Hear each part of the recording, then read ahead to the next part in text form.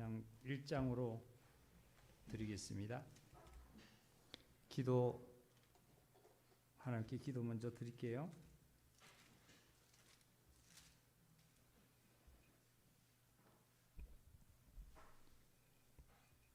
하나님 아버지, 예수 그리스도로 말미암아 이 시간을 저희들에게 축복하시고자 한자리에 불러 앉히셨습니다.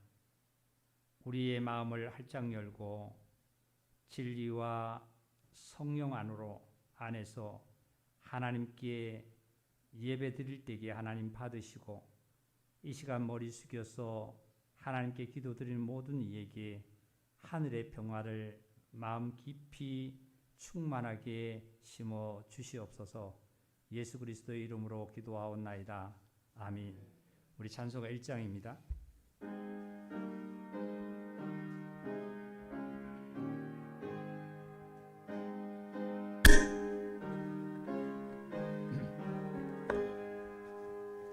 만복의 근원 하나님, 온 백성 찬송 드리고, 저 천사여 찬송하세.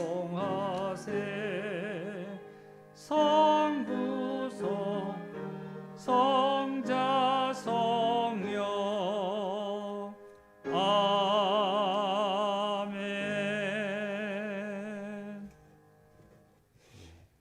우리 하나님 말씀 찾겠습니다.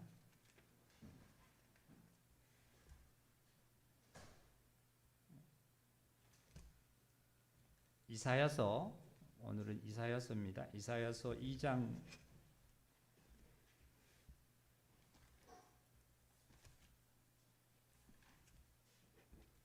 이사야서 2장 1절부터 4절까지입니다. 함께 제가 읽겠습니다. 아모스의 아들 이사야가 받은 바 유다와 예루살렘에 관한 말씀이라. 말일에 여호와의 전에 산의 모든 산 꼭대기에 굳게 설 것이요 모든 작은 산 위에 뛰어나리니 만방이 그리로 모여들 것이라. 많은 백성이 가며 이르기를, 오라, 우리가 여호와의 산에 오르며 야곱의 하나님의 전에 이르자. 그가 그의 길을 우리에게 가르치실 것이라. 우리가 그 길로 행하리라 하리니, 이는 율법이 시온에서부터 나올 것이요 여호와의 말씀이 예루살렘에서부터 나올 것입니다. 그가 열방 사이에 판단하시며 많은 백성을 판결하시리니, 무리가 그들의 칼을 쳐서 보습을 만들고 그들의 창을 쳐서 낫을 만들 것이며, 이 나라와 저 나라가 다시는 칼을 들고 서로 치지 아니하며 다시는 전쟁을 연습하지 아니하리라. 아멘. 오늘 그 어린이들 교회학교 그 유치부 어린이 예배를 오늘 아침에 9시 반에 드렸습니다. 그동안 오랫동안 그 코로나라는 것 때문에 우리 하나님께 예배 못 드리면 하나님 앞에 회개하지 아니할 수가 없어서 회개 기도가 있었고, 또 하나님께 그 예배 드리는 그 귀한 축복의 시간이 되었습니다. 하나님께서 예배라는 것은 하나님의 말씀을 올바로 듣고 하나님의 말씀을 올바로 행하는 것이 예배입니다. 예배라는 것은 어떤 의식과 어떤 제도를 갖춰서 구약에는 그 예배를 제사를 드렸습니다. 오늘날도 물론 의식과 그 어떤 그 질서를 갖춰서 하나님 앞에 예배를 드리는 건 맞습니다만은, 정말로 진리 안에서 하나님의 영으로 말미암아 드리는 예배는 우리들 각자의 마음 깊은 속에서부터 몸을 통해서 표출되는 사실을 하나님이 기뻐하시는 겁니다. 그래서 로마서 12장을 보면 너희 몸을 거룩한 하나님의 산 제사로 드리라는 말씀됐습니다. 몸으로 드리라는 얘기는 몸으로 행동으로 하나님께 나타나라는 거예요. 보이라는 거예요. 표출해서 나타나라는 겁니다. 그런데 우리들의 예배는 오늘날 많은 이 예배가 자칫하다 보면은 의식과 어떤 뭐라 그럴까요? 그 시간을 어떤 행위를 하는 그런 것으로 인해서 예배를 드렸다고 합니다. 근데 여기 하나님 말씀 중에서도 이런 말씀을 했습니다. 3절에 보니까 많은 백성이 그랬어요. 많은 백성이 가며 이르기를 오라 우리가 여호와의 산에 오르며 그랬습니다. 여호와의 산에 오르며, 이 오른다는 말은 히브리의 말로 뜻은 안다는 뜻, 나아간다는 뜻을 갖고 있는데요. 이게 뭐냐면 우리들은 그리스도에게로 내가 회개하고 내가 하나님 앞에 나가게 되면 나의 신앙이 하나님으로부터 회복을 받는 뜻을 갖고 있습니다. 근데 어디에 나가게 되면 하나님의 산이라는 말씀을 했고, 그 위에 보니까 2절에 보니까 또 이랬죠. 여호와의 전에 산의 모든 산꼭대기에 설 것이다, 이런 말씀했어요. 이게 예루살렘을 뜻하는 겁니다. 예루살렘. 우리 사도행전 2장을 한번 찾겠습니다.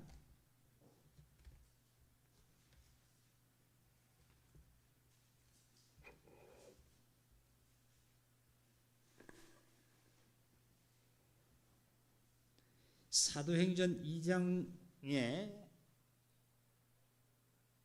어디를 보시냐면 5절을 제가 좀 읽어볼게요.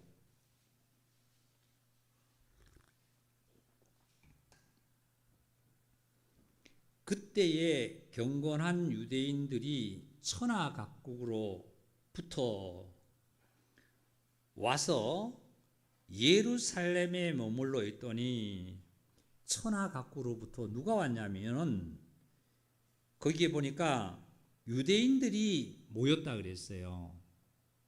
예루살렘에 예수님께서 십자가 지시고 무덤에 가셨다가 부활하신 다음에, 그리고 예수님께서 말씀하시기를 너희는 예루살렘을 떠나지 말라는 그 말씀을 유대인들에게 들었습니다. 유대인들이 들을 수밖에 없었던 것은, 이방인들은 들을 수가 없잖아요. 불신자는 들을 수가 없잖아요. 그러니까 들었던 그 유대인들이 예수님의 말씀대로 예루살렘에 머물러 있었습니다. 언제까지? 너희가 능력을 덧입을 때까지 머물러 있으라고 말씀하셨기 때문에 그 말씀을 행함으로 지키는 거예요. 그러니까 그 지킴에 이제 천하각국으로부터 유대인들이 흩어졌다가 각국으로부터 와서 예루살렘에 머물러 있었다, 이런 말씀하셨어요. 있었는데 이 소리가 나는데 6절입니다. 큰 무리가 모여 각각 자기 방언으로 제자들이 말하는 것을 듣고 소동하여 다 놀라 신기하게 여겨 이르되 보라, 이 말하는 사람들이 어디 사람들이에요? 갈릴리 사람들이에요. 예수님께서 가나 오진 잔치, 갈릴리 주변을 중심으로 해서 예수님은 사역을 참 많이 하셨습니다. 예수님의 제자를 부르실 때도 갈릴리 그 호수 주변에서 시몬 베드로도 거기서 불렀고, 안드레와 야고보와 요한도 모든 제자들이 거기서 다 갈릴리에서 어부들이랬죠. 그이들을 다 불렀습니다. 그러니까 이 오순절날이 이르렀던 날, 이 오순절날에 거기에 예루살렘에 모여서 있었던, 능력을 덧입을 때까지 있었던 자들이 사도들의, 그러니까 예수님의 제자들을 중심으로 앉아 있었던 거예요. 있을 때에 갈릴리 사람들이지만 성령이 임한 그 제자들은 각국에서, 보세요. 8절에 보니까 우리 각 사람이 난곳 방언으로 듣게 되는 것을 어찌 때문이냐? 다른 모든 그 무리들이 어디에서도 왔냐 하면은 9절이죠. 바데인가 메데인가 멜라인가 메소포타미아 유대와 갑바도기아 본디오 아시아 불리기아 밤비리아 애굽 구레네에 가까운 리비아 여러 지방에 사는 사람들과 로마로부터 온 나그네 곧 유대인과 유대교에 들어온 사람들이라. 근데 이 각국에서, 세계 각국에서, 아시아에서뿐만 아니라 각국에서 온 자들이, 갈릴리 사람들은 이 베드로는 갈릴리 말을 밖에 못할 거 아니에요. 그런데 이 자들이 자기의 나라의 언어로 다 들을 수 있었어요. 무슨 말씀을 들을 수 있냐 하면, 사도 베드로가, 요한 사도가, 또한 안드레와 모든 그 예수님의 사도들이, 예수님의 제자들이 성령을 받고 성령님으로 말하게 하는 것을 자기 나라의 언어들로 다 들을 수 있었던 거예요. 다 들을 수. 11절을 보니까 그레네인과 아라비아인들이라 우리가 다 우리의 각 언어로 하나님의 큰 일을 말함을 듣는도다. 다 놀라며 당하여 서로 이르되 어찌된 일이냐? 어떻게 누가 통역을 해줘야 되는데 통역해주지 않고 다 알아들을 수 있냐 이거지. 이게 다 알아들을 수 있는 것은 첫째 조건이 있습니다. 조건이 그 위에 보니까 2절을 볼게요. 오순절 날이 이름에, 이런 말씀에서 1절에 오순절 날이 이름에, 오순절은 유대 농경법 절기에 따라서 오순절, 그 다음에 초실절, 장막절로 나눕니다. 그 전에 사건에 따라서 나누는 절기가 유월절, 무교절 이런 절기가 있는데, 농경법에 의해서 나누는 절기가 바로 초실절과 오순절과 장막절이 있는 거예요. 그러면 유월절은 우리가 말씀을 너무 많이 들었습니다. 유월절은. 이 유월절은 유대인들이 애굽에 내려가서 출애굽하기 전에 하나님께서 모세에게 명령한 대로 양을 잡아서 유대인들을 출애굽시키는 이 사건, 문설주에 피 바른 이 놀라운 이 사건이 유월절이죠. 유월절. 이 유월절 다음에 무교절이 사건에 따라 오는데요. 무자는 없을 무자예요. 떡을 만들 때에 거기에 누를 걸지 않는 것을 무교절이라고 그럽니다. 이것은 사건에 따라서 나타나는 이 절기고, 지금 여기에 오순절은 농경법에 의해서, 농사를 지은 농경법에 의해서 따른 절기를 얘기하는데, 이 오순절이 오기 전에 초실절이 먼저 옵니다. 초곡절이라고 해서 초실절이 먼저 오는데, 농부가 농사를 지어서 곡식을 추수를 하기 전에 먼저 곡식 한 단을 베어서 묶어서 이것을 제사장에게 드리면, 이 제사장은 하나님께 이 곡식을 한 단을 흔들어서 하나님께 먼저 드리는 제사를 초실절이라고 합니다. 초실절. 그리고 난 다음에 이제 모든 곡식을 나중에 추수해 드리는 절기가 오순절입니다. 오순절. 이게 7절, 오순절, 맥추절 그리기도 합니다. 그 시기, 오순절 시기가 언제냐면, 예수님이 십자가를 지시고 무덤에 가셨다가 부활하시고 나서 40일 동안 제자들과 함께 행하시다가 승천하시고 10일 후에 다시 성령이 내리신 그 기간이 언제냐면은 50일 되는 날이에요. 50일. 이걸 가지고 구약에서는 아마 오순절 77절이라고도 그렇게 하지요. 신약에 와서 이 뜻을 뜻하기도 합니다. 그 다음에 장막절이라는 것은 오순절이 지나고 나면 이제 77절이에요. 77절. 말씀 잘 들어야 돼요. 77절이 지나고 나면 맥추절이 지난 이후에 모든 곡식들을 다 추수해서 곡간에 드리는 거예요. 이거 장막절은 수장절이라고 합니다. 수장절. 모든 곡식을 추수를 해서 다 곡식을 곡간에 드린 다음에 곡간에 드리는 절기를 가지고 장막절이라고 합니다. 이게 마지막 절기예요. 마지막. 지금 사실은 저와 여러분이 오늘날에 이 절기를 만약에 따진다라면 어떤 절기에 들어갈까요? 어떤 절기예요? 지금 장막 절기에 있는 거예요. 그 전에 오순절 절기가 있겠죠. 그죠? 오순절 절기가 있는 다음에 저와 여러분에게는 누구의 어떤 절기? 지금 장막절. 하나님의 곳간에 드리는 이 사실, 곳간에 드리는 이 사실이 지금 오순절 추수해서 다 드리는 거 아니에요. 지금 일꾼들이 부족하다 말이죠. 지금 추수할 곡식은 참 많은데, 익어서 많은데, 추수할 곡식이 많은데 일꾼들이 적다. 일꾼들을 보내달라 하는 그 오순절이에요. 저와 여러분은 이미 오순절로 말미암아 이미 저와 여러분 추수단이 이미 묶어져 가지고 저와 여러분은 곳간에 드리는 그리스도 안에 들어진 사실을, 이게 장막절이죠. 장막절. 근데 여기서는 지금 사도행전 2장에 보면 오순절 날이 이미 이르면 그들이 다 같이 한 곳에 모였다. 어디 모였냐면 예루살렘에 모였어요. 왜 예루살렘에 모였을까요? 아까 이사야서 2장 1절, 2절, 3절을 보시니까 뭐라고 나오냐면은 뭐라 그랬죠? 율법이 어디서 나온다고요? 자, 이사야서 다시 피겠습니다. 이사야서 2장입니다. 2절입니다.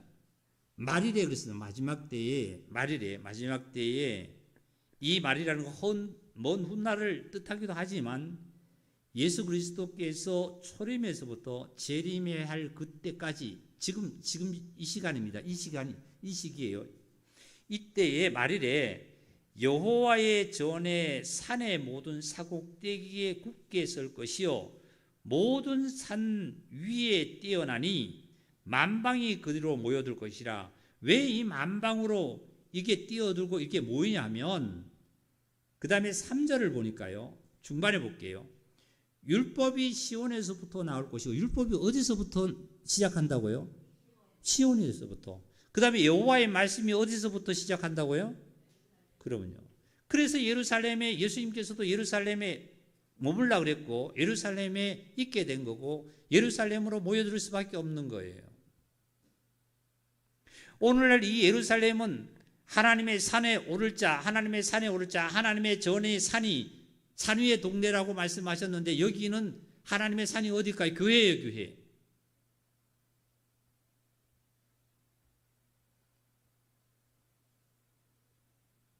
예수님의 귀에, 제자들과 많은 자들이 예수님의 귀에 하나님의 뜻에 맞지 않는 어떤 것이 들려줬을 때 예수님은 어떤 상황을 했을까요? 그걸 허락을 하고, 그리고 그것을 어떻게 했을까요?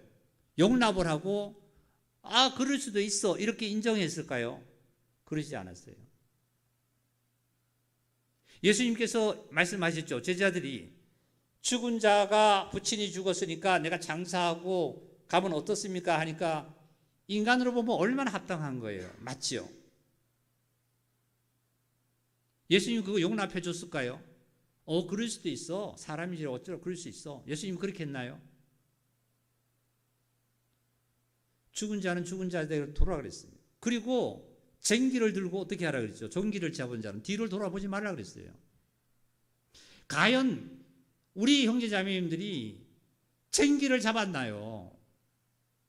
과연 예수 그리스도의 정말 진리의 오순절에 내가 추수의 단으로 묶여졌나요?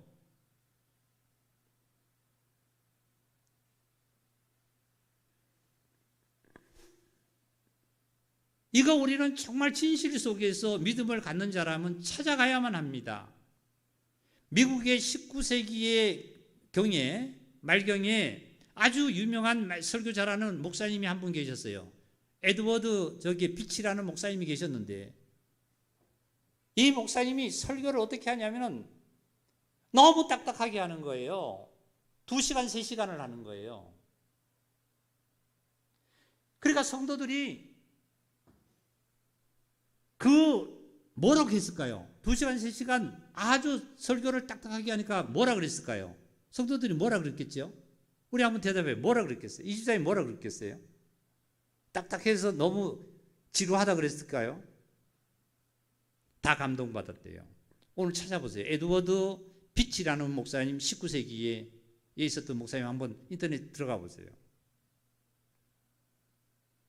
그러면 이 목사님의 설교가 교인들이 수천 명이 모이는데 당시에 어느 주일날 손님 목사님이 오셨어요. 이름이 손님이 아니라 다른 교회에 계시는 목사님이 그 교회에 방문을 하셨습니다. 그때 이피치 목사님이 설교를 하지 아니하고 그 방문하신 목사님을 제가 손님으로 붙일게요. 손님 목사님은 설교를 대신 지키려고 강단에 세웠습니다. 그랬더니 성도들이 다 설교를 시작하자마자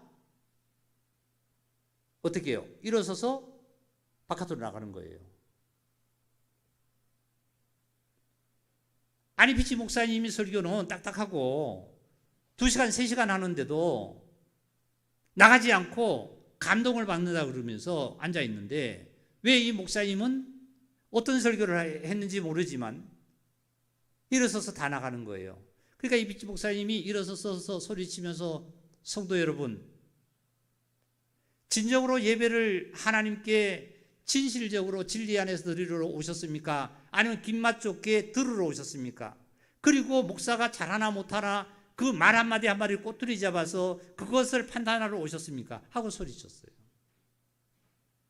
그 성도님들이 뭐라 그랬냐면은 피치 목사님이 소리칠 때 다 나가니까 손님 목사님을 이제 설교를 안 시키고 본인이 설교하려고 보다 하고 성도들은 그렇게 생각하고 있어서 나가다가 웅성웅성거리면서 다시 들어와서 앉으려고 그랬대요.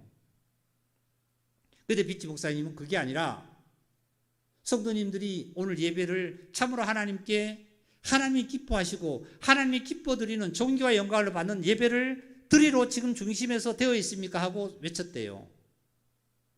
그 한 말씀을 외치고 나니까 성도들이 다시 앉아서 듣는데 손님 목사님들이 짧게 말씀을 증거하고 끝을 냈답니다. 우리 형제자매들이 예배를 수천 번, 수십 번 우리가 만 번을 드리지 않아요.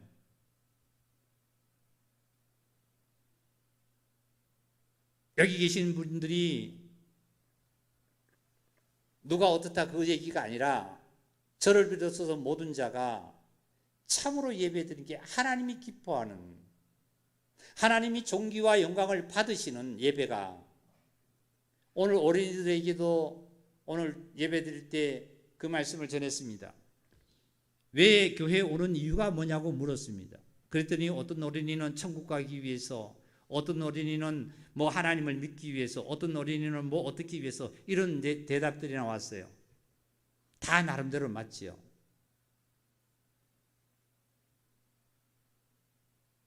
그 성경원을 경전이라고 부르면 안 된다 그랬습니다. 경전. 우리 뭐 성도님, 우리 형제자매들 그런 부르는 것이 않는데요. 이 경전이라는 얘기는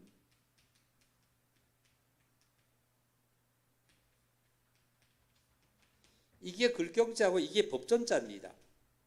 이게 경전이라는 것 얘기는 뭐냐면은 성인이나 현인들이 쓴 책을 가지고 세상에서 성인이라고 하고 그리고 또 현인이라고 하는 자들이 쓴 책을 가지고 경전이라고 그래요.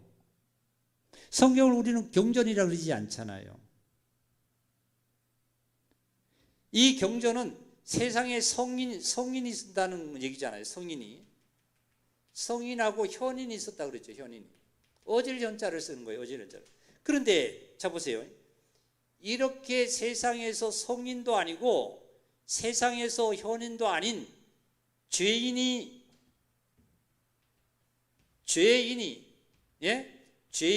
기록한 것이 성경이에요. 목사님 그게 무슨 말씀이에요? 자칫하다 보면 목사님 이상한 말씀 하시네요. 자 보세요.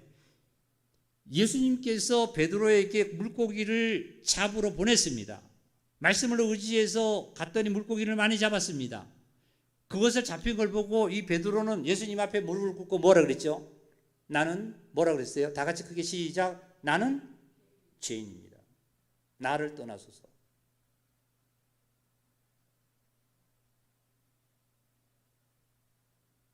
베드로 전서를 기록했잖아요. 사도로서의 모든 그 인물이 등장되는 사도로서의 전도가 누가 했냐면 베드로가 아주 수제자로 등장해서 기록이 되어 있잖아요. 하나님의 종들이 기록한 거예요. 세상의 성인도 아니고 세상의 현인도 아니고 세상으로 말미암아 되어진 것이 아니라 하나님의 종으로서 하나님의 일꾼으로서 하나님 앞에 죄인으로서의 하나님의 말씀을 받아서 기록한 것이 성경입니다.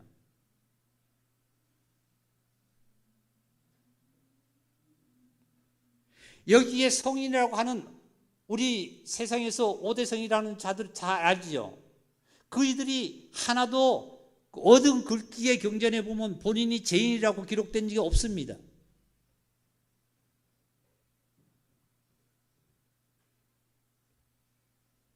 본인 스스로가 영상 가운데 어떠한 그 상황 가운데 사상으로 자기 나름대로 기록한 것이 경전이라면 이 성경은 바로 하나님의 말씀을 종이 죄인이 그대로 기록하는 대로 아버지라고 쓰면 아버지라고 쓰고 어머니라고 쓰면 어머니라고 쓰고 가라고 하면 가라고 하고 하는 말씀을 기록하라고 했던 그 말씀이 바로 성경이에요.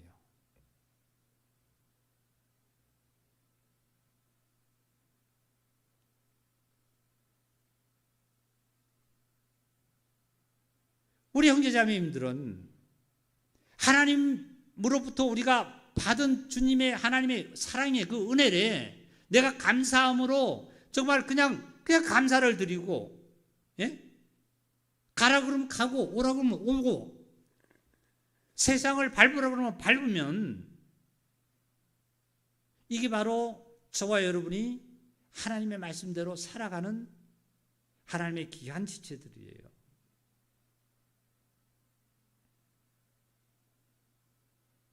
여기 오순절 날이 이르렀다는 것은 다시 말씀드리면 이제 예수님께서 오늘날 얘기하면 예수님께서 무덤에 갔다 부활하신 다음에 다시 정말 그 성령이 임할 그날이 이르렀다는 거예요. 50일째가 됐다는 거예요.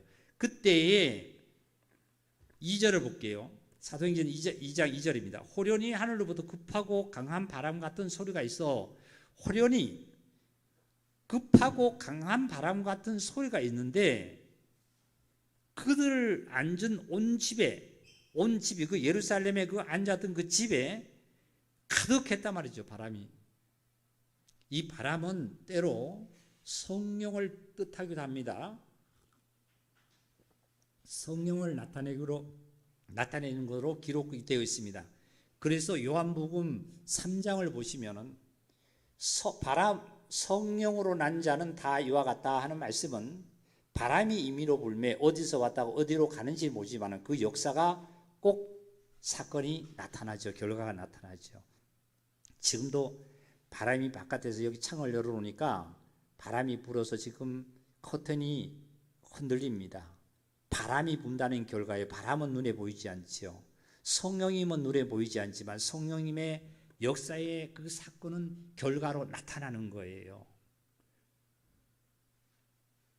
우리가 성령을 받아서 성령님의 인도를 따라서 우리의 성령님의 역사를 따라서 살아간다라면 결과가 우리의 삶 속에서 나타나는 것이 하나님이 기뻐하시는 예배고 하나님이 기뻐하시는 영광을 받는 일이죠.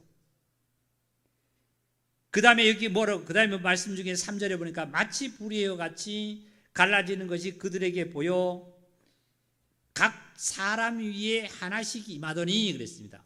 성령이 숫자로 나타났네요. 수량으로요. 하나 둘 셋 이렇게 나타났어요. 성령님이 하나 둘 셋 내게 10개가 있는 것이 아니라 성령님은 한 분이신데 성령님이 10명이 앉아 있으면 10명의 그 어디예요? 머리 위에 각자의 성령님이 임한 거예요. 1대1로 임한 거예요. 우리가 구원받은 것은 내가 구원받은 것은 하나님과 나와의 1대1의 관계에서 내가 구원받은 겁니다.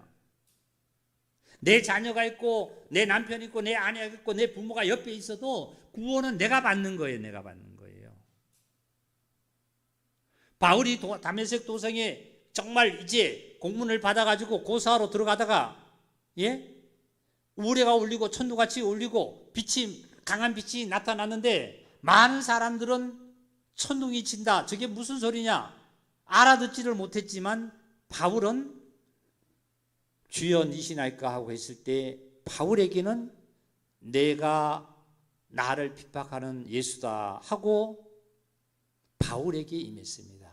구원은 바로 저와 여러분의 개인에게 나타나신 사실이에요. 이게 성령님께서 각 사람 위에 하나씩 임했더라. 그리고 4절을 보니까 그들이 다 성령의 충만함을 받고, 자, 각자의 성령님은 임하셨습니다. 각자에게 임하셨는데 성령의 충만함을 받고 나서 그 다음에 뭐라고 말씀하셨냐면 4절을 보니까 성령의 충만함을 받고 두 번째는 뭐예요? 성령의 뭘 하심을 듣었다고요? 말하게 하심. 사도들이 각자 개인의 의견과 각자의 개인의 감정을 얘기했나요? 아니지요. 성령에 따라서 말을 하게 하심을 하더니 다른 언어로 말하기를 시작했다. 이게 엄청난 주님의 역사의 포인트예요. 이게요.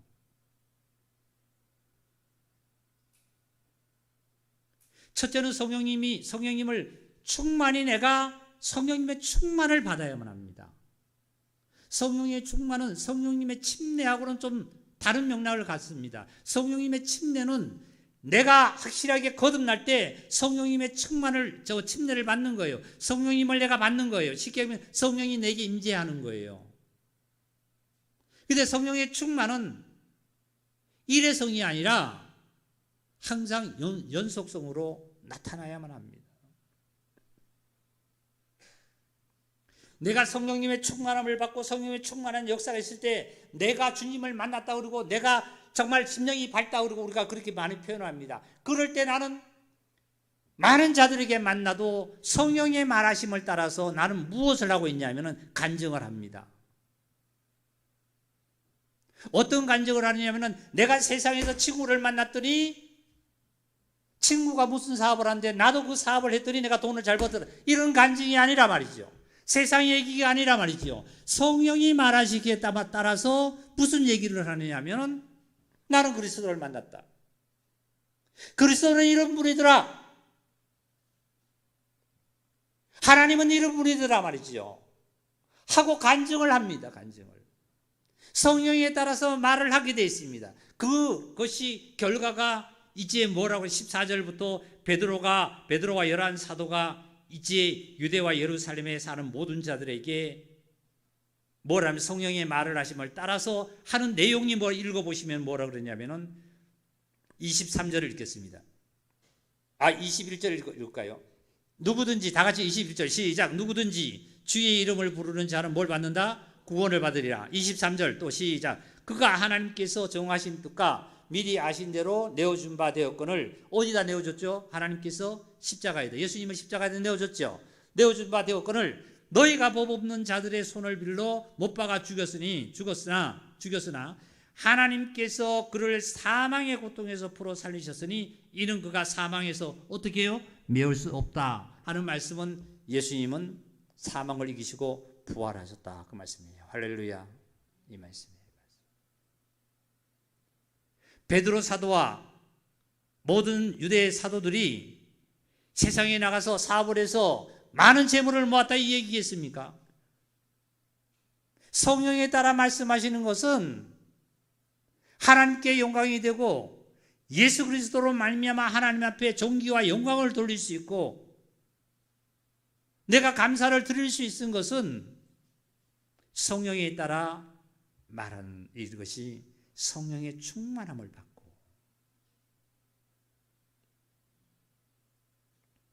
때로는 우리 형제자매들 모여도 보면은 성령의 충만한 역사가 일어날 때 보면은 그 간증을 듣습니다. 간증을 들으면 시원하죠. 감사하죠. 안 그러면 세상 얘기를 들으면요. 때로는요. 머리가 아플 때가 있고 때로는 짐이 될 때가 있고, 때로는 답답할 때가 있고, 때로는 이걸 어떻게 했으면 좋으냐 때도 있고, 참 이런 일들이 살고 죽고 하는 이런 일들이 어떻게 해야 될까 하는 이런 일들이 참 많아요. 그런데 주의 말씀을 들을 때, 간증을 들을 때, 성령의 인도에 따라서 하신 그 간증을 들을 때마다 이렇게 해야 되겠다, 저렇게 해야 되겠다, 머리가 아프고 어떤 짐을 나에게 안겨주는 것이 아니라 멍에와 굴레를 풀어주는 역사가 저와 여러분의 귀에 들립니다. 할렐루야. 이런 음성들이 우리 입에서 많이 나타나기를 원합니다. 이 말씀을 하면은 그런 목사님하고 만나면은 항상 하나님 만났던 얘기만 해야 됩니까? 직장 가는 얘기, 점심 먹을 때면 아우 배고파요, 점심 먹읍시다, 이런 얘기 하지 말아야 됩니까? 믿음대로 들으시기 바랍니다.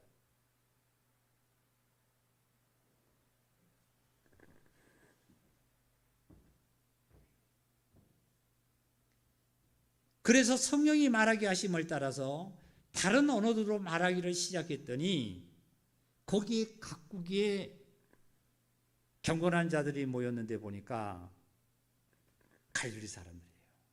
그런데 갈릴리 말만 할 수 있는데 어떻게 각국에서 하여튼 이방인들 모였는데도 자기 나라의 언어대로 다 들을 수 있어요.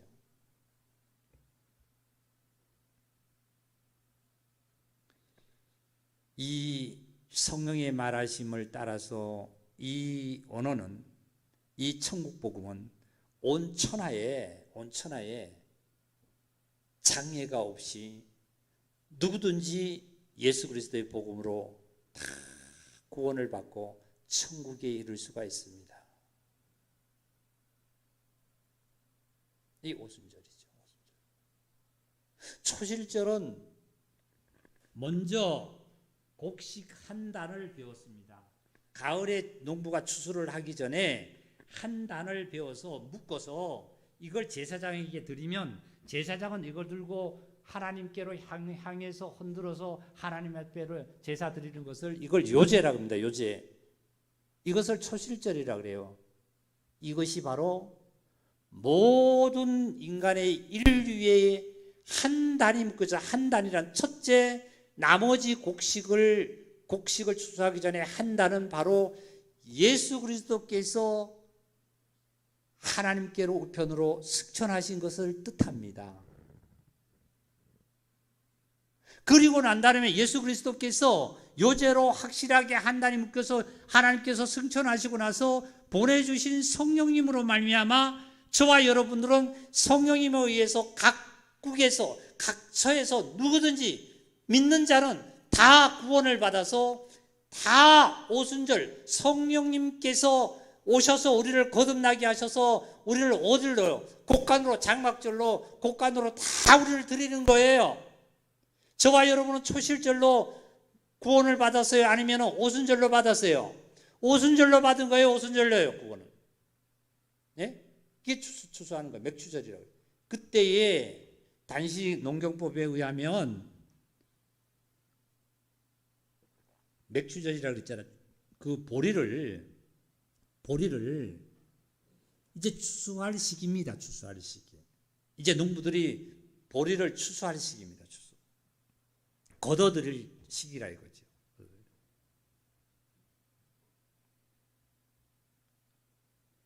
그래서 이 제자들이 예루살렘을 떠나지 않았던 거예요.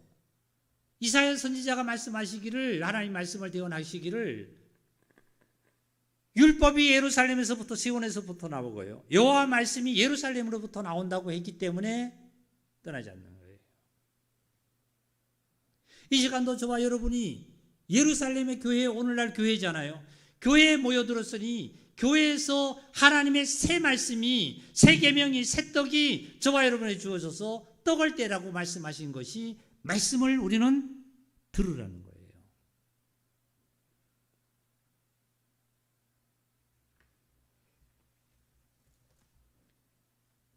지난 수요 저녁에 우리가 말씀을 들은 말씀 중에 예수님께서 이제 부활하시기 전에 십자가를 먼저 지셨잖아요.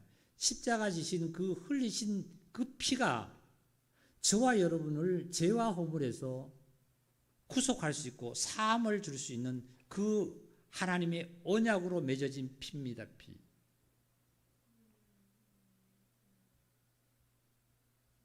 이 예수의 피의 공로가 없다라면 우리에게는 오순절도 없고 우리의 장막절도 없게 돼 있는 거예요. 내가 예수의 피를 경험한 이후에, 내가 예수의 피를 의지한 이후에 우리에게, 나에게는 무교절뿐만 아니라 부활절뿐만 아니라 어떻게 오순절, 장막절이 나에게 계속 연결되는 거예요. 이 땅에 태어나는 사람이 없으면, 태어나는 어떤 일이 없으면 이 땅에서 자라가지도 못하고 이 땅에서 성인이 될 수 없잖아요. 먼저 태어나야 되잖아요. 이 언약의 피가, 예수님의 언약의 피가, 모세는 그랬지 않습니까? 하나님의 산에 올라가서 모세가 이 율법을, 하나님의 계명을 받고 있을 때에 많은 70인 또 따로 세운 70인뿐만 아니라 많은 사람들이 무리가 산 밑에 있었고 모세만 하나님의 산에 올라가서 하나님과 대면했습니다. 그 모세가 하나님의 산에서 하나님과 대면하고 받은 그 계명의 말씀을 가지고 어디로 내려왔냐면은 백성에게 내려와서 선포를 했어요. 그리고 나서 청년들을 시켜서 서로 하나님께 번제와 화목제를 드리기 위해서 소를 잡아서 그 피를 양푼의 반은 양푼에 담고 반은 다른 양푼에 담아서 반은 하나님의 제단에 뿌리고 말이죠. 예? 하나님의 제단은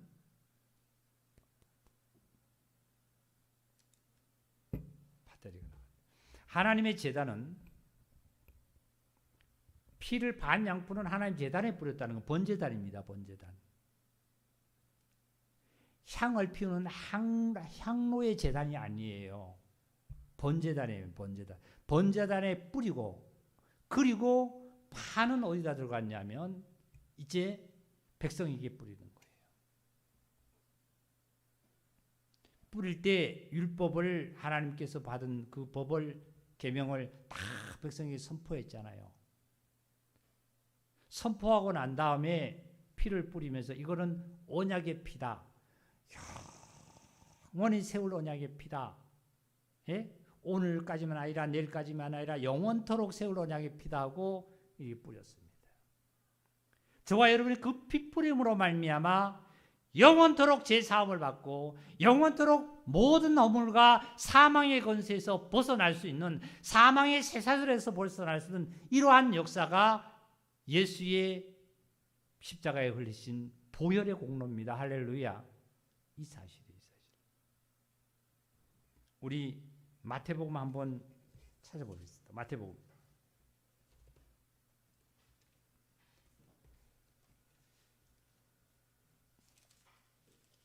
마태복음 26장입니다. 예수님께서 이제 십자가 지시기 전에 하나님께서부터 그 하나님의 뜻을 이제 모든 제자들에게 선포를 합니다. 27절입니다. 또 잔을 가지사, 만찬석에서 잔을 가지사 감사기도 하시고 그들에게 주시며 이르시되 너희가 다 이것을 마시라. 다 같이 28절 읽겠습니다. 이것은 제사함을 얻게 하려고 많은 사람을 위하여 흘리는 바 나의 피 곧 언약의 피니라. 누구의 피라고요? 누구의 피? 아니 짐승의 피예요? 예수님의 피예요? 예수님의 피. 모세는 짐승의 피입니다. 예수님께서 자신이 뭐라 그러시냐면은 잔을 가지사 하나님께 기도 감사 기도하시고 모든 그들에게 나눠주시고 나서 이것은 제 사함을 얻게 하려고 많은 사람을 위하여 흘리는 바 나의 피 곧 언약의 피다 말이죠. 언약의 피.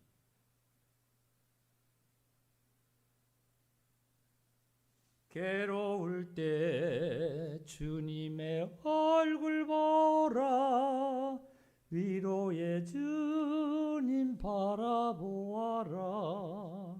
세상에서 시달린 친구들아, 위로의 주님 바라보아라. 이 언약의 피가 내가 괴로울 때 말이죠, 내가 슬플 때 외롭고 힘들 때에 바라볼 수 있는 능력을 저와 여러분에게 부여했다는 사실을 믿음 속에서 이 시간도 바라보기를 원합니다.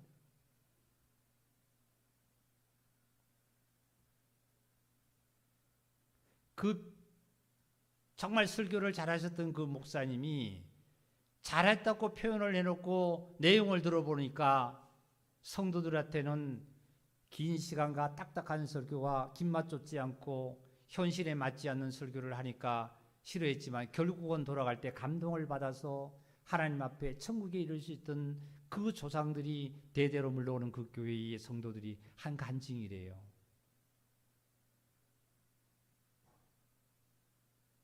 현실에 맞는 김맛 좋은 설교라는 것은, 얘기라는 말씀이란 전하는 것은 뭐예요?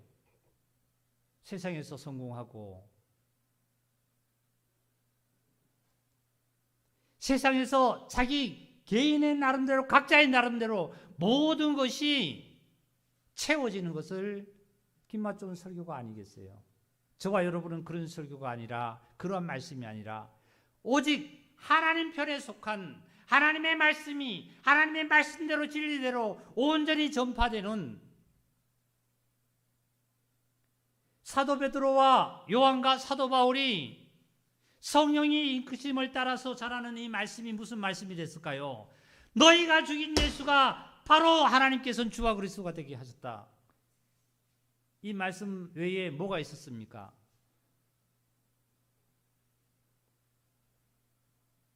하나님의 자녀로서는 이렇게 살아야 된다. 그리고 하나님의 뜻은 이거다 말이죠.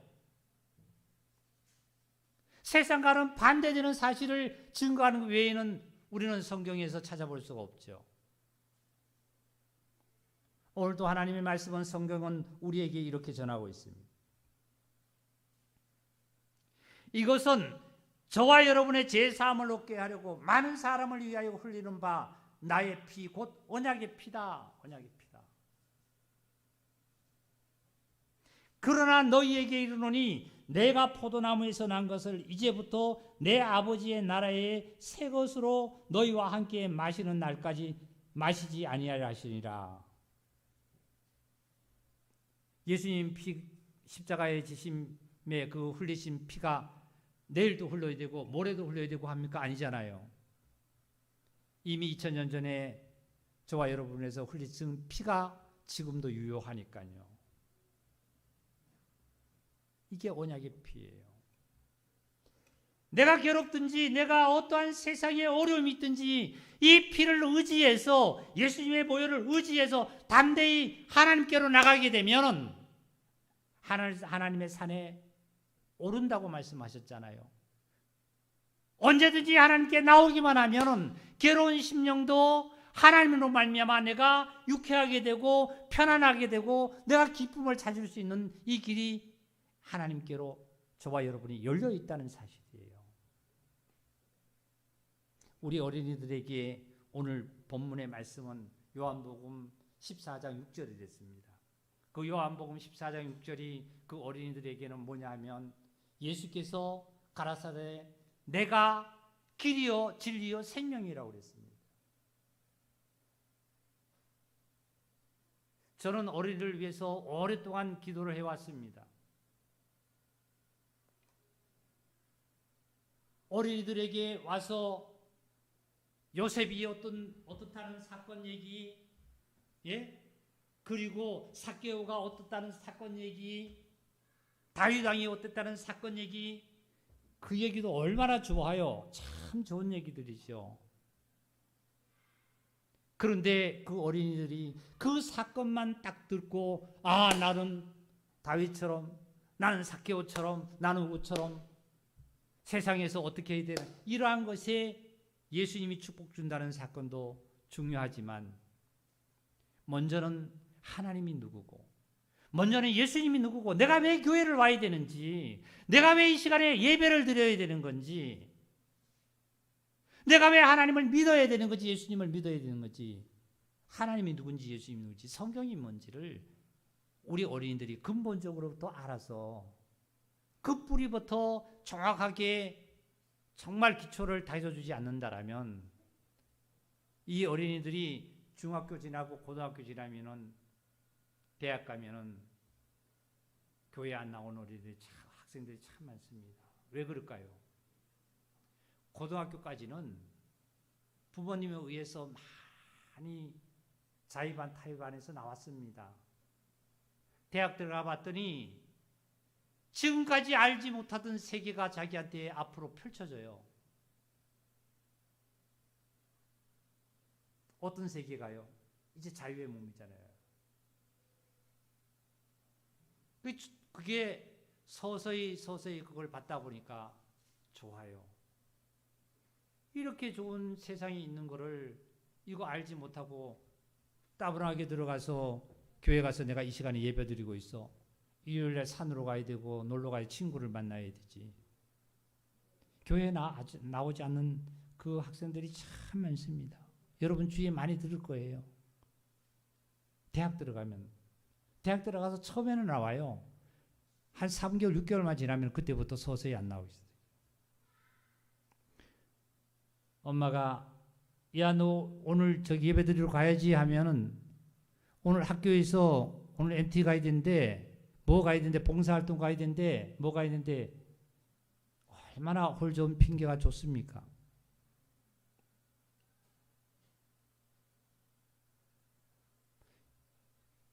우리 성인들도 보면은 구원받을 때 그 구원받은 그 순간의 심정에 감사하는 그 심정에 그것이 지나고 나면 얼마 지나고 나면은 고등학교 정도 지나면 알 걸 잘 알아요. 대학 들어가면 좋거든요.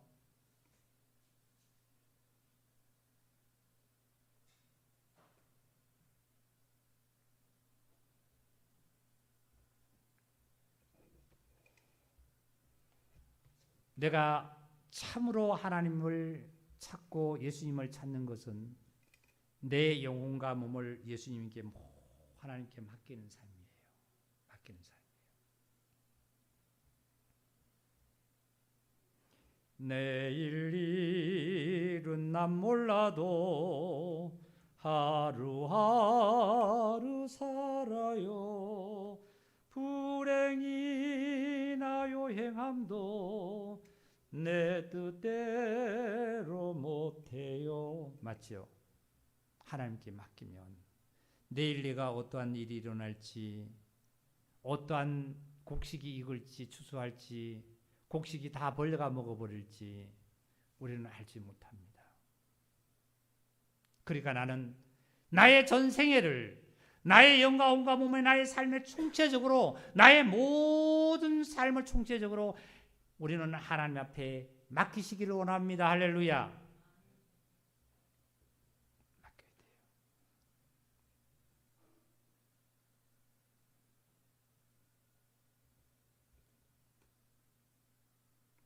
우리의 삶이 모든 것이 하나님께 맡겨졌을 때 하나님께서는 우리의 삶을 성령님의 인도를 따라서 성령님이 우리를 이끌어서 내가 있어야 될 곳, 내가 정말 가치를 가져야 될 것을 하나님께서는 우리를 채워가시고 인도해 주실 줄 믿습니다. 어제 우리 교제를 할 때에 그런 교제들이 나왔어요. 요즘은 현실적으로 삶을 살아갈 때에, 세상에 살아갈 때에 그래도 사람의 구실을 제대로 하려면 한 달에 비용이 한 1,000만 원은 가져야만이 사람의 구실을 인간적으로 잘 정말 해나간다는 그런 얘기들도 나왔습니다. 그런데 어떤 지체가 그런 얘기를 해요.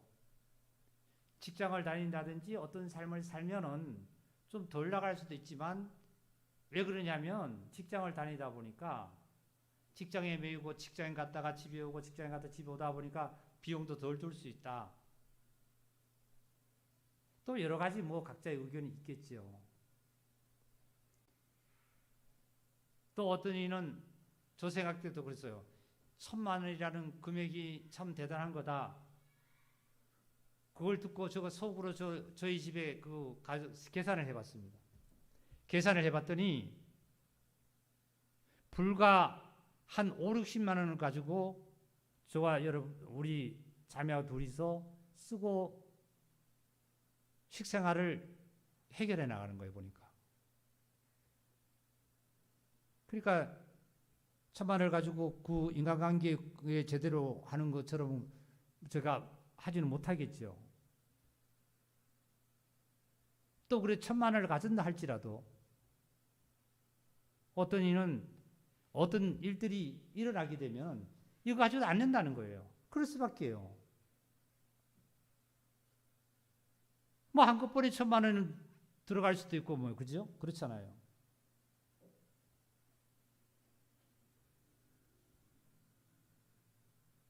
그 얘기 제가 들으면서 저도 계산했습니다. 220 가지고 11조 22만 원 감사원금 조금 매주마다 감사원금 드리고 나면은 한 30만 원에서 35만 원, 40만 원 거의 가까이 된다. 그러면 얼마 남아요? 그걸 가지고 뭐하고 이자하고 그다음에 집세하고 그다음에 뭐 세금 막 다 내고 나면은 한 3, 40만 원 된다 말이죠.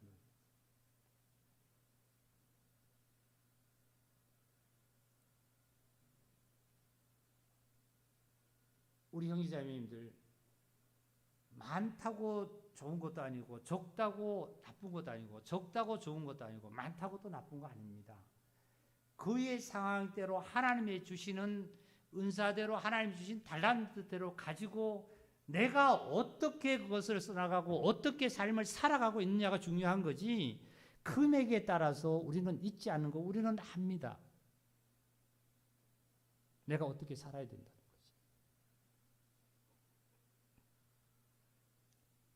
산땅에서 제사 드릴 때 보니까 하나님께 백성들은 항상 뭐예요? 범죄한다는 거예요. 범죄한다는 거예요. 여호방이 산당을 허물지 않았잖아요. 그래서 산당에서 제사하니까 하나님은 제사를 받지 않는 거고 범죄하고 있는 거죠. 제사 드릴 때 뭐가 있어요? 재물이 들어가잖아요. 재물이. 지금으로 얘기하면 돈이 들어가잖아요. 근데 하나님은 받지 않죠. 하나님께는 범죄하는 거죠. 거기다 분양하고 있다는 거예요. 분양하고.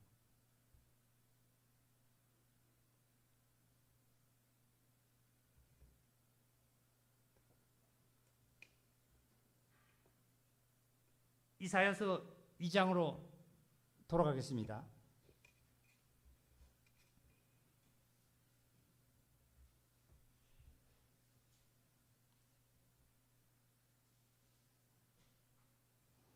이 장 2절입니다.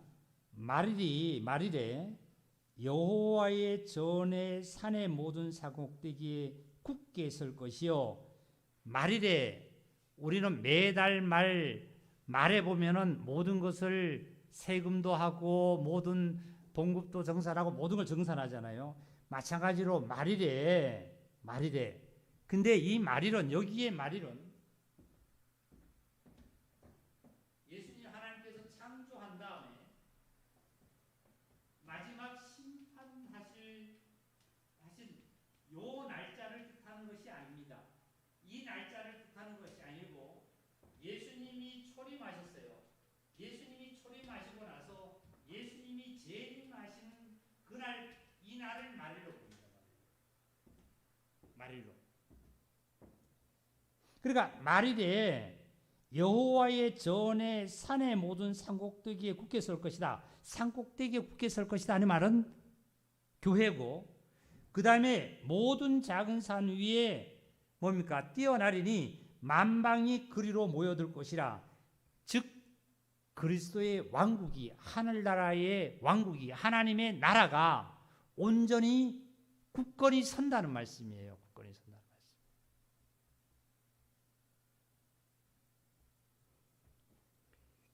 마태복음 5장을 보니까 이런 말씀을 하시죠. 너희는 세상의 빛이라고 말씀하셨습니다. 그리고 산 위의 동네라고 말씀하셨습니다. 산 위의 동네라고. 여기에 이 말씀도 여호와의 전, 하나님의 성전은, 하나님의 전은, 하나님의 교회는 산 위의 모든 산 꼭대기에 우뚝 선다는 거예요. 우뚝 선다는 거예요. 뭐가요? 교회가요. 교회가. 하나님의 말씀은 1.1이라도 정말 안 되는 일이 없잖아요. 그러면 내가 예수님을 모른다고 부인한다 할지라도 분명히 하나님의 교회는 산 위에 우뚝 서 있습니다. 우뚝 서 있습니다. 내일이 오지 않는다 한다 할지라도 내일은 분명히 우리에게 임합니다. 내가 예수님을 부인하고 내가 정말 교회를 안 나온다 할지라도 하나님의 교회는 산 위에 우뚝 서게 돼 있습니다. 이 말씀이 예루살렘에서부터 율법이, 시온에서부터 율법이, 그리고 하나님의 여호와의 말씀이 예루살렘부터 나온다는 말씀이 실질적으로 어떻게 해요? 신약에 와서 지금 오순절날 그대로 성취되었잖아요.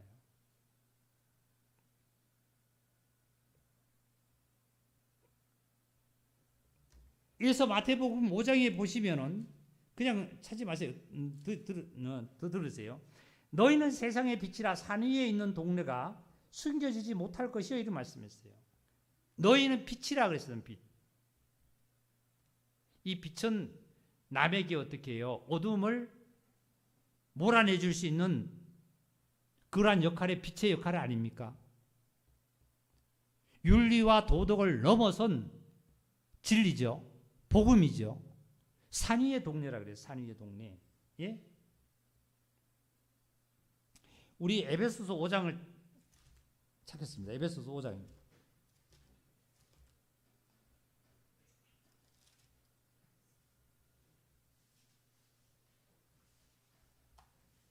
에베소서 5장에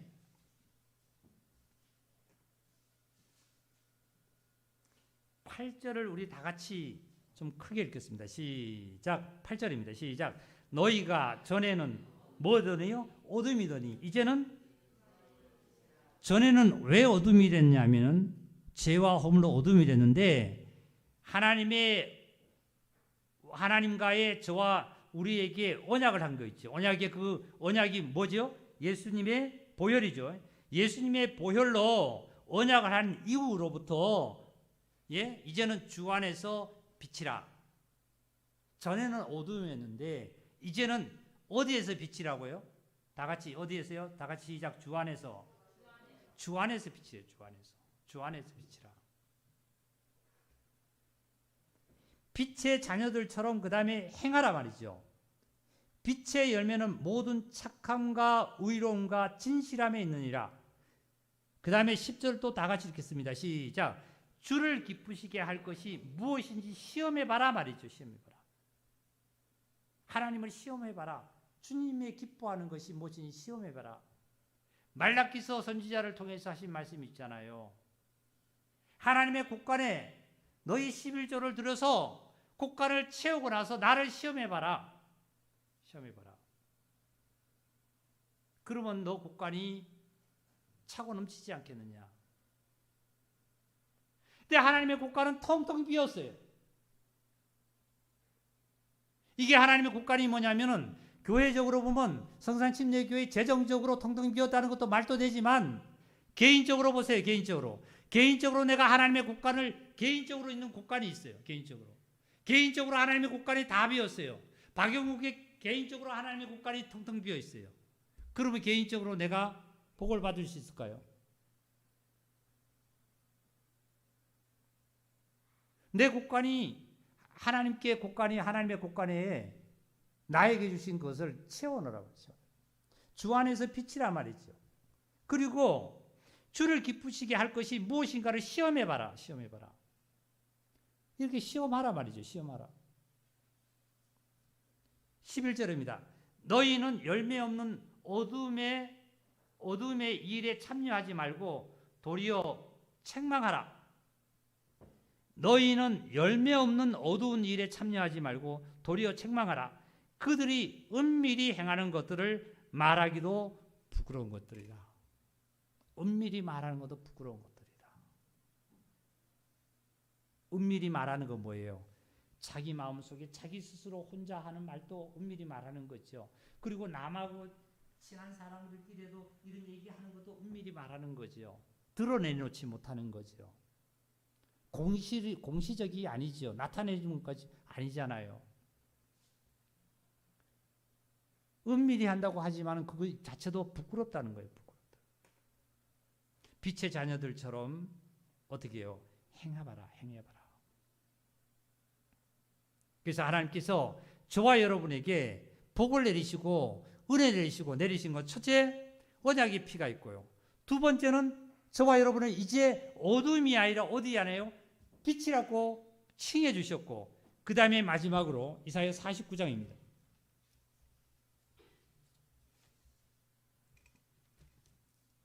이사야서 49장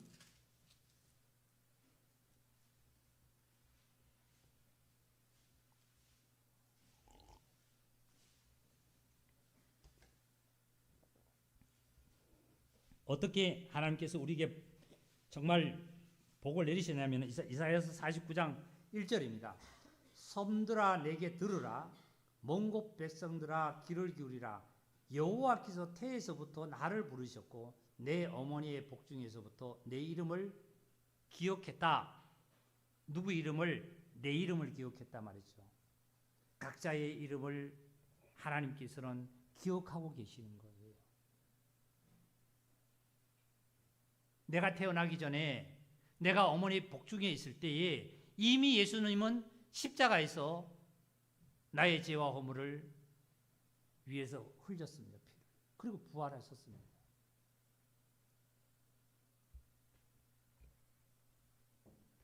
그 다음에 넘어가겠습니다. 넘어가서 14절입니다. 8절입니다. 8절. 여호와께서 이같이 이르시되 은혜의 때에 내가 내게 응답하였고 구원의 날에 내가 너를 도와도다. 내가 장차 너를 보호하여 너를 백성의 언약으로 삼으며 나라를 일으켜 그들에게 항모하였던 땅을 기업으로 상속하게 하리라. 분명하게 이스라엘 백성들에게 예루살렘을 회복하게 하는 이 놀라운 축복을 하나님께서 누구에게요? 이스라엘 백성들에게 말씀하시고 계신 거예요.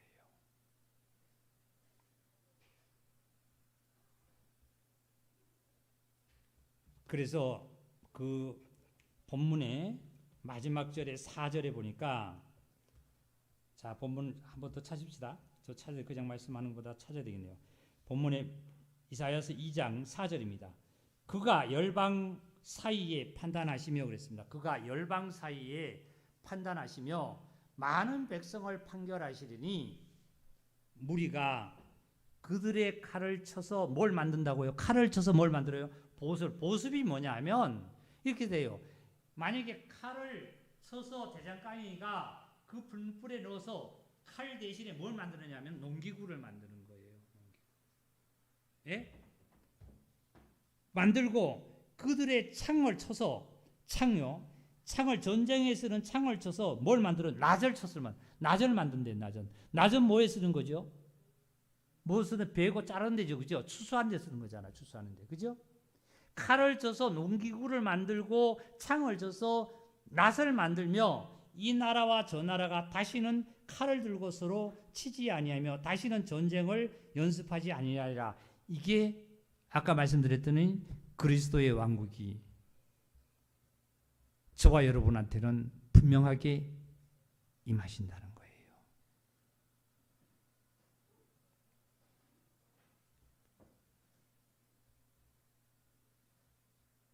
사실은 영적으로 제가 말씀을 전하고 싶은 전해드린다라면 예수님께서 십자가를 지시기 전까지 칼과 창이 있었어요. 그래서 전쟁을 해야만 합니다. 근데 십자가를 지시고 무덤에 가셨다가 부활하셔서 제자들에게 나타나셔서 하신 말씀이, 첫 번째 하신 말씀이 뭐랬죠? 너희들을 어떻게 뭐 하라고요? 편안하라. 다 같이 평강하라. 평강하라 그랬습니다. 평강이라는 것은 전쟁이에요? 정말 평화예요? 평화지요. 뭐가 끝났다는 거예요? 전쟁이 끝났다는 거예요. 전쟁이. 누가 그렇게 말씀하셨냐면 예수님께서 십자가 지시기 전에 요단강에서 침례를 받으시고 성령이 임하신 그 예수님은 전하신 말씀이, 첫째 하신 말씀이 입에서 회개하라 천국이 가까웠다 그랬습니다. 그런데 부활하신 예수님은 첫째 나타나셔서 제자들에게 하신 말씀이 회개하라 천국이 가까웠다가 아니라 너 평강해라 말이지. 평강해라. 내가 전쟁을 다 해서 끝을 내놨단 말이죠. 그런데 영적으로 개인적으로 보면 우리는 평강해야만 합니다. 그런데 평강하지 못하고 전쟁한다는 것은 뭐예요? 전쟁할 것이 있기 때문에 전쟁하는 거예요. 아직도 그 창과 칼을, 그것을 보습과 그리고 낫을 만들지 못했던 사실이에요. 어디에 안 들어갔다고요? 낫을 만들려면 어디 집어넣어야 돼요? 창을요? 네? 낫을 만들면 어디다 집어넣어야 될까요? 아니 낫을, 창을 가지고 칼을, 낫을 만들고 보습을 만들자면 어디 들어갔다 나와야 돼요? 풀무불에 들어갔다 나와야 된다니까요. 풀무불에. 칼을 가지고 그냥 구부려서 낫을 만들고 칼을 가지고 그냥 구부려서 보습을 만들 수가 없잖아요. 어디 들어가야 되냐면은 풀무불에 들어갔다 나와야 돼요. 풀무불에.